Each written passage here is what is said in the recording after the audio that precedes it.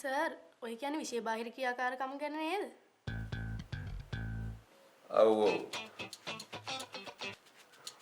ඔව් මොකක්ද ඒක? විෂය බාහිර ක්‍රියාකාරකම්. අන්න හරි. විෂය බාහිර ක්‍රියාකාරකම්. හරි. දැන් මේව හිතමුකෝ.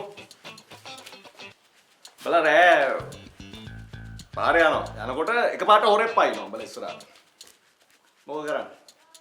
සල්ලි ටික ඔක්කොම හොරාට දීලා දාලා දුවනවා. සල්ලි ටික දීලා මොකද බං දුවන්නේ හොරා දාලා? සල්ලි ටික දුන්නාට පස්සේ කතන්දර ඉවරයි කොහමද? අය දුවන්න දෙයක් නැහැ. ඌ යනවා සල්ලි අරගෙන.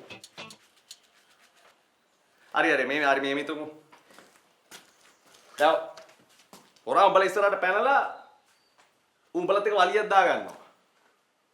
ඌ ගාව තුවක්කුවක් තියෙනවා. මොකද කරන්නේ? මං කියන කාගෙන හිටපන්. එහෙනම් සර් හොරත් එක වෙඩි තියා ගන්නවා. නියමයි එලකිරි. වෙඩි තියා ගන්නවා. බලලි වෙඩි තියන් තියනවා. නෑ. දැක්කින් විතර.